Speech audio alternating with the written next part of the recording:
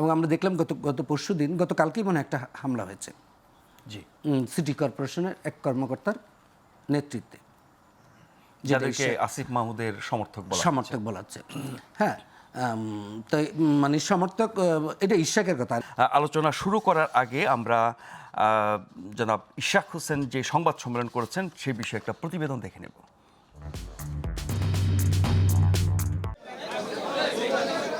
শপথ না পড়ানো এবং নগর ভবনে হামলার প্রতিবাদে জাতীয় প্রেস ক্লাবে সংবাদ সম্মেলন করেন বিএনপি নেতা ইঞ্জিনিয়ার ইশরাক হোসেন। তিনি অভিযোগ করেন, শপথ না পড়িয়ে সরকার কয়েকটি আইন ও সংবিধান লঙ্ঘন করেছে। এছাড়া নতুন একটি রাজনৈতিক দলকে সুবিধা দিতে সরকার বিভিন্নভাবে তার বিরুদ্ধে অবস্থান নিয়েছে। বর্তমান উপদেষ্টা পরিষদ সর্বসম্মতিভাবে তারা সিদ্ধান্ত নিয়েছে, আদালতের রায় যাই হোক, আইন আদালত যাই বলুক, তারা ইশরাক হোসেনকে ঢাকা দক্ষিণ সিটি কর্পোরেশনের দায়িত্ব নিতে দেবে না। নতুন গঠিত রাজনৈতিক দলকে সুবিধা দেওয়ার জন্য, সেই দলকে গঠনের জন্য কাজে লাগানোর কাজ বাধাগ্রস্ত হতে পারে, এই সকল জিনিস বিবেচনায় তারা এই সিদ্ধান্তটি নিয়েছে। মঙ্গলবার নগরবাসীর স্বতঃস্ফূর্ত আন্দোলনকে প্রতিহত করতে সরকারের মদতপুষ্ট একটি মহল তাদের উপর হামলা করেছে বলেও অভিযোগ করেন ইশরাক। গতকাল হামলার পরিকল্পনা ও বাস্তবায়ন করা হয়েছে স্থানীয় সরকার উপদেষ্টার ঘনিষ্ঠ হিসেবে সুপরিচিত কিছু দুর্নীতিবাজ কর্মকর্তাদের নেতৃত্বে।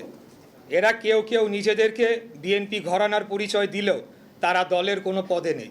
যৌক্তিক আন্দোলনে অংশ নেয়া কর্মকর্তা ও কর্মচারীদের বিষয়ে স্থানীয় সরকার মন্ত্রণালয় প্রতিহিংসামূলক পদক্ষেপ নিলে আন্দোলন ভয়াবহ রূপ নেবে বলেও হুঁশিয়ারি দেন ইশরাক হোসেন। কারো প্ররোচনায় বা নিজ সিদ্ধান্তে আন্দোলনে অংশগ্রহণকারী কর্মকর্তা ও কর্মচারীদের বিষয়ে প্রতিহিংসামূলক পদক্ষেপের চিন্তা ভুলক্রমে করবে না, এটি একটা সতর্কবাণী হিসাবে আমি দিচ্ছি।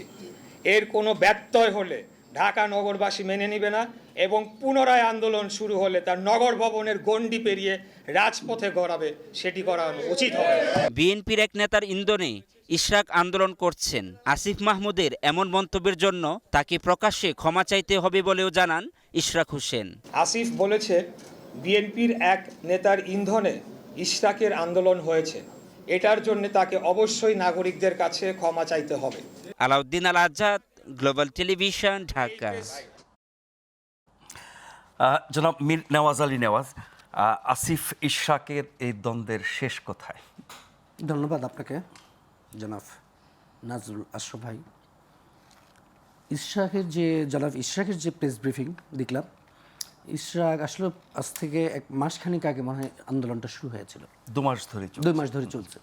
তো 2 মাস আন্দোলনটা তো কিন্তু ইশরাক যেগুলো বলছে যথার্থই বলছে। তার কারণ হচ্ছে নগরবাসী তাদের সেবা থেকে বঞ্চিত ছিল, যারা পালিয়েছে এরপর থেকেই। প্রশাসক তো ছিল না, প্রশাসক হিসেবে কাজকর্ম চালাতে পারছিল না। তার প্রশাসককে আমি চিনি পার্সোনালভাবে, কাজ করতে পারছিল না। আপনি দেখেন, এই ইশরাক বিষয়টা মীমাংসিত বিষয় ছিল। সে মেয়র নির্বাচিত, মেয়র পালিয়েছে, হাইকোর্টে ট্রাইব্যুনালে রায় দিয়েছে ইশরাকের পক্ষে। তারপর আবার তারা করছে, হাইকোর্টও, ট্রাইব্যুনাল প্রথম রায় দিয়েছিল, পরবর্তী পর্যায়ে হাইকোর্টে এরা আপিল করেছিল, আপিলও বলছে যে হ্যাঁ ইশরাক বৈধই। তারপর সুপ্রিম কোর্টে গিয়েছে, সেখানেও ইশরাক তাকে বৈধ ঘোষণা করেছে এবং নির্বাচন কমিশন গেজেটও প্রকাশ করেছে। কিন্তু পার্সোনাল কী কারণ আসিফ মাহমুদ সাহেব এই ঘটনার সাথে সম্পৃক্ত হলো, এটা আমাদের প্রশ্ন আর কি। তার কারণ হচ্ছে পাশাপাশি চট্টগ্রাম যে সিটি কর্পোরেশন, জনাব শাহাদাত আমাদের, তিনিও কিন্তু নিয়েছেন এই হাইকোর্ট, মানে ট্রাইব্যুনালের রায় কিন্তু হয়েছে। তারপরে আপনার এই যে উত্তরে, এখানে তো আমাদের কেউ কোনো উচ্চবাচ্য হয়নি। হ্যাঁ, একটা প্রশাসক যে নিয়োগ হলো, তাকে তো আমরা কখনো চিনতাম না, জানতাম না, শুনতাম না। তো ইশরাকের বিষয়টা, ইশরাক যেগুলো বলেছে যে উপদেষ্টা পরিষদ যেটা করেছে, যে আদালত যাই কিছু হোক বা না হোক, ইশরাককে শপথ নিতে দেওয়া হবে না। তাহলে যারা পালিয়েছে, তাহলে এটার সাথে যে এটা কী হলো? কারণ আদালত, আমরা তো আইনের শাসন প্রতিষ্ঠার জন্য তো সংগ্রাম করেছিলাম, আন্দোলন করেছিলাম দীর্ঘ 17 বছর। তো সেই আইনের শাসন কোর্ট যেখানে মহামান্য হাইকোর্ট দিল, সুপ্রিম কোর্ট দিল, আমরা দিচ্ছি না, মানে উপদেষ্টা পরিষদ দিল না। আর যারা বিগত দিনে যারা পালিয়েছে, তাদের ছত্রছায়া তো সব রয়েছে। এবং আমরা দেখলাম গত পরশু দিন গতকালকেই মনে হয় একটা হামলা হয়েছে জি, সিটি কর্পোরেশনের এক কর্মকর্তার নেতৃত্বে, যাদেরকে আসিফ মাহমুদের সমর্থক বলা সমর্থক বলা হচ্ছে। হ্যাঁ, তাই মানে সমর্থক, এটা ইশাকের কথা। আর ইশাক যে মুভমেন্টগুলো হয়েছে সেগুলো কিন্তু দলের কমিশনারগুলো নিয়ে ইশাক আন্দোলনটা করেছে। মানে নগরবাসী যেগুলো কমিশনার ছিল দক্ষিণের, আপনি দেখবেন আশেপাশে সবগুলো কিন্তু কমিশনার ছিল। হ্যাঁ, বিএনপির থেকেও বলেছিল যে কেসে যে ইশাকের মানে শপথটা পড়ানোর জন্য, কিন্তু তারা এটা পার্সোনালি হয়তো উপদেষ্টা মণ্ডলীর সদস্যরা এগুলো কেন নিয়েছে এটা তারাই, মানে শপথ না পড়ানোর পক্ষে যেসব যুক্তি আমরা শুনি যে ম্যাচ শেষ হয়ে গেছে, না, ম্যাচ শেষে- তারপরে যে নির্বাচন গ্রহণযোগ্য না, তারপরে ট্রাইব্যুনালের রায়ের বিরুদ্ধে নির্বাচন কমিশন আপিল করে নাই, তারপরে হাইকোর্ট সুপ্রিম কোর্ট হয়ে আবার সেটা নির্বাচন কমিশনে ফেরত এসেছে, মানে এর মধ্যে কিছু আইনি বা প্রশাসনিক জটিলতা, এটা কি বিএনপি সরাসরি সরকারের সাথে উপদেষ্টা হোক, প্রধান উপদেষ্টা হোক, আলাপ আলোচনার মাধ্যমে সমাধান করতে পারতো না? এই দ্বন্দ্বের কারণে যে নগরবাসী দুর্ভোগে পড়ছে, আন্দোলনের ফলে মানুষের দুর্ভোগ, জনসেবার দিক থেকে, নাগরিক সেবার দিক থেকে এটা চলমান থাকাটা সরকার বা ইশরাক হোসেন বা আপনার দল কেউ কি লাভবান হচ্ছে? না, সেগুলো তো লাভবান হচ্ছেই না।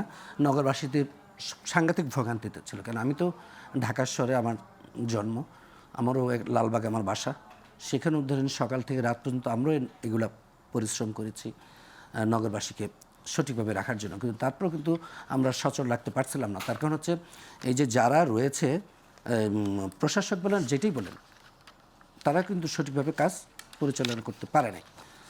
মানে হতে পারে, আপনি দেখেন মানুষ কিন্তু ভালো নেই ঢাকা সিটি, একদিকে মশা, একদিকে চিকুনগুনিয়া, একদিকে করোনা, বিভিন্নভাবে সমস্যায় জর্জরিত, রাস্তাঘাট মানে শুধু ঢাকা বেহাল শহর কেন, অবস্থা। গোটা দেশে সারা দেশে নির্বাচিত ব্যক্তিদের দ্বারা চলছে। না, আমি সেটাই বলতেছিলাম যে শুধু একটাই কিন্তু কারণ, অনেকে বলে যে কি বিএনপি শুধু নির্বাচন চায়।